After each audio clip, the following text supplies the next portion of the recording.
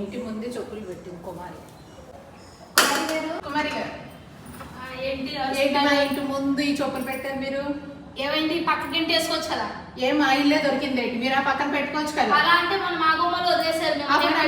నన్ను పిలిచి అడగ. మన నాగమ్మలు వదిలేసారు. నేను మిమ్మల్ని అడిగానా? ఆ రోజు అడగొచ్చు కదా. ఏం పాట ఆడుతున్నారు ఆ రోజు? నన్ను పిలిస్తే నేను వచ్చి చేస్తాను కదా. మాకు తెలియదు కదా నువ్వు అడగాలని. మాకు తెలియదు తీయాలని.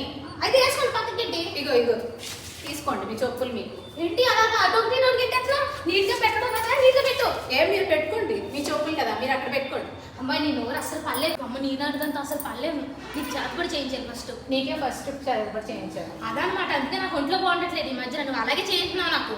మరి ఊరుకుంటావు చెప్పులు ఇంటి ముందు చేయిస్తాయి. ఏమవుద్ది? పక్కన పెట్టి వేసుకో. ముగ్గు పెట్టుకో లోపల. అయిపోయి వీళ్ళిద్దరు గొడవ ఆగేలా ఏదో రకంగా ఈ గొడవని ఆపాలి. ఏం చెయ్యాలి? ఐడియా. నువ్వు ముందటెళ్ళు. నువ్వు ఇక్కడ గీతకి. కుమారి ఓజీ సినిమాకి మనకి కల్పనకి కలిపి టికెట్లు తీయమన్నాం కదా. టికెట్లు బుక్ అయిపోయింది. త్వరగా రెడీ అవ్వండి, వెళ్దాం.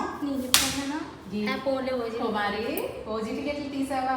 నా దగ్గర ఓజీ సారీ ఉంది, అది కట్టుకొని వచ్చేస్తాను. నేను తీసుకున్నాను. నేను అదే కట్టుకుంటాను. నేను కూడా అదే కట్టుకుని వచ్చేస్తాను. హలో ఏమండి, కల్పనకి కుమారికి గొడవ అవుతుంటే ఓజీ టికెట్లు తీసానని చెప్పాను నేను. మీరు అర్జెంటుగా కనుక ఓజీ సినిమాకి మా ముగ్గురికి టికెట్లు తీయలేదనుకో వాళ్ళిద్దరి చేతిలో నేను అయిపోతాను. ప్లీజ్ అండి టికెట్ బుక్ చేయండి. ఎంత రేట్ అయినా పర్వాలేదు. ఓజీకి మేము వెళ్తున్నాం ఇవాళ, అంతే. ప్లీజ్. చక్కగా